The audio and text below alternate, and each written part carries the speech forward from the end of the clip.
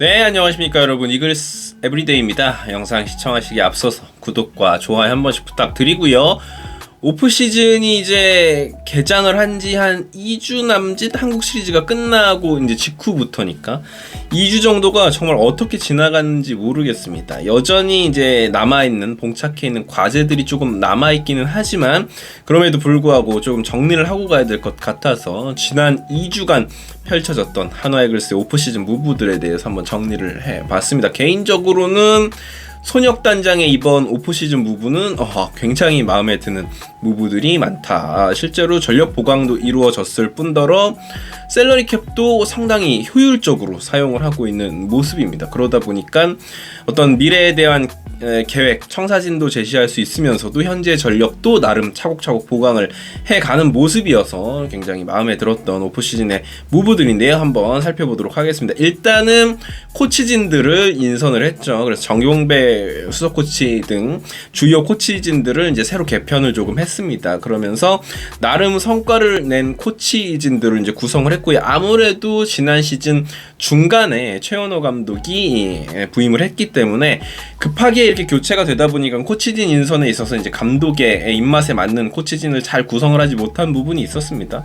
그러다 보니까 이제 오프 시즌에는 이제 다른 계약이 가능한 코치들을 잘 이렇게 구성을 한 부분이고요. 아까도 말씀을 드렸지만 코치진들이 성과를 어느 정도 냈던 경험들이 있다 보니까 한화 이글스 같은 경우에는 내년에 진짜로 이기는 야구를 하겠다. 이기는 야구 하면 우리가 안 좋은 기억 그리고 조롱거리들이 있었지만 실제로는 2024 시즌을 타겟으로 하겠다라고 이제 천명을 한 바가 있기 때문에 거기에 걸맞는 코치진들을 인선을 했습니다. 그리고는 정우람 선수를 플레인 코치로 내정을 했죠. 그런데 이제 정우람 선수 같은 경우에는 4년간의 계약이 끝났기 때문에 서로 조금 애매할 수 있었어요. 그냥 이렇게 내쳐버리면 정우람 선수에 대한 의리도 저버리게 되는 것이고, 정우람 선수 같은 경우에는 현역으로 조금 뛰고 싶었는데 그러면서도 이제 본인의 미래에 대한 고민을 했을 텐데 정우람 선수가 이제 플레인 코치로 뛰게 되면서 명분과 실리 이런 것들을 다 챙기게 되었고, 하나 이글스와 정우람 선수 간의 서로의 호감을 이제 확인할 수 있었고, 은퇴를 한 이후에도 자연스럽게 이제 코치 연수를 할 수 있는 어떤 그런 다리 역할을 하게 되었던 이런 이제 계약이다라고 볼 수 있으면 될 것 같고요. 정우람 선수 같은 경우에는 후배들에게 굉장히 많은 귀감이 되겠죠. 특히나 이제 올 시즌 신인인 황준서 그리고 조동욱 같은 좌완들에게 얼마나 큰 도움이 되겠습니까? 그렇기 때문에 이런 정우람 선수의 존재 자체만으로도 사실 한화 이글스의 마운드는 엄청나게 든든한 뭔가를 얻었다라고 생각이 들고요. 그리고 나서 폭발적으로 이제 뉴스들이 쏟아지기 시작하는데 바로 외국인 타자였습니다. 코데로 선수가 당초에 이제 한화와 계약이 임박했다라는 소식이 들렸지만 이 선수는 좀 급이 다른 선수였고, 그러다 보니까 이제 아무래도 일본에 가지 않겠나 싶습니다. 그러면서 다음날 바로 페라자 선수를 영입에 성공했다는 뉴스가 들려왔죠. 이 페라자 선수 같은 경우에는 트리플 A, 더블 A 거치면서 가파른 성장세를 보이고 있는 선수였고, 아무래도 그쪽 자리에서 시카고 컵스 산하 트리플 마이너리그에서 뛰었던 선수인데 자리가 이렇게 많지 않죠. 그러다 보니까는 메이저리그 진출을 하기 위해서는 뭔가 다른 루트가 필요했는데 이 선수가 KBO 리그를 선택을 했습니다. MLB 진출의 꿈을 품은 운동 능력이 정말 좋고 배트 스피드가 미쳤어요.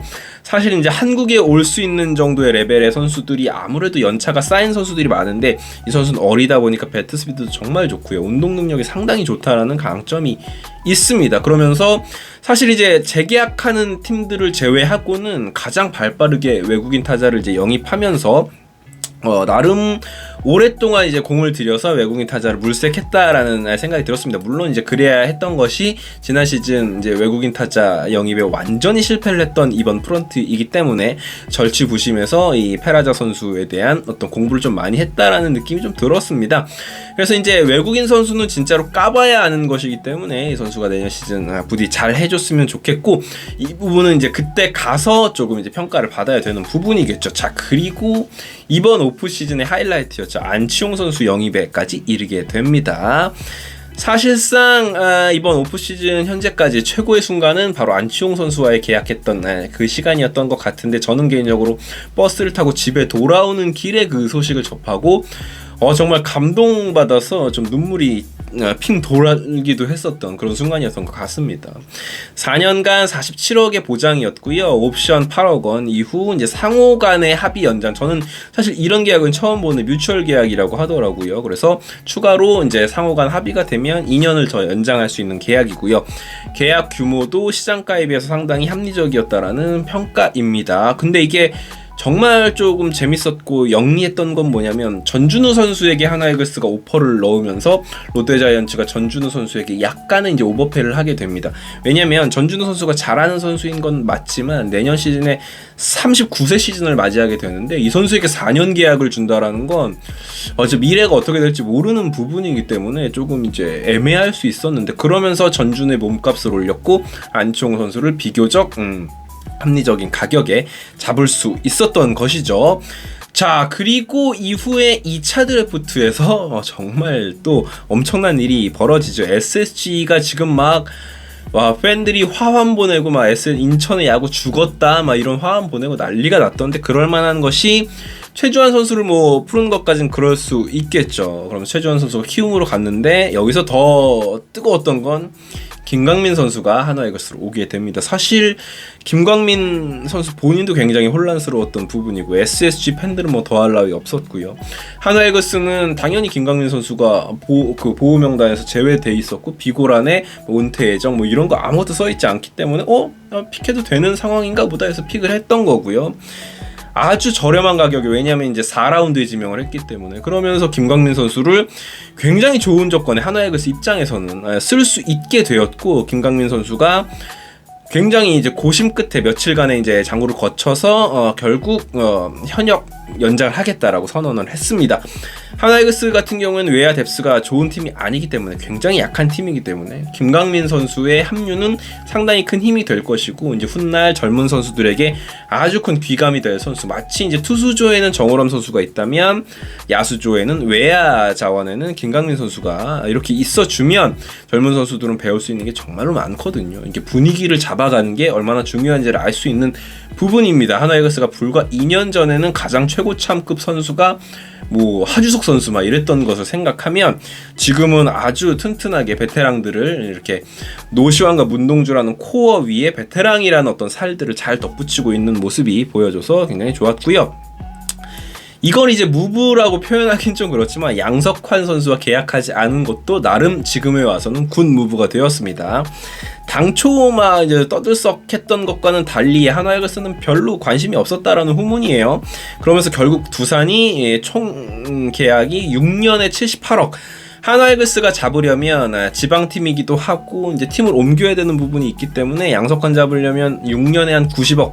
지난 시즌 최은성에게 줬던 그 액수 그대로 줬어야 올랑말랑 정도였다라는 걸 생각하면 양석환 선수 영입 전에 딱히 나서지 않았다. 이게 이제 다 나비 효과죠. 왜냐면 전준우 선수에게 오퍼를 해서 몸값이 올라가고 안치홍 선수를 저렴한 가격에 저렴하다고 얘기하면 좀 그렇지만 합리적인 가격에 영입을 했고 그 다음 양석환에게 오퍼를 하지 않게 되면서 두산이 오히려 오버페이를 하게 되는 뭐 그런 어떤 과정을 거쳤는데 이 모든 것에 있어서 참 하나이글스 입장에서는 사실 두산 입장에서는 돈만 더 쓰게 되고 전력은 그대로인 게 되는 거잖아요. 그렇기 때문에 하나이글스 입장에서는 결국 이제 프로야구라는 건 상대평가인데 상대적으로 나름의 미래를 도모할 수 있었다라는 점에서 저는 굉장히 매우 칭찬하고 싶습니다. 그리고 이제 남아있는 오프시즌의 과제들 남은 이제 FA들이 조금 남아있습니다. 과연 이제 외부 FA들을 잡을진 모르겠지만 뭐 지금 임창민 선수도 인기가 많다라는 이야기가 들리기도 하고 뭐 홍건희, 함덕주 같은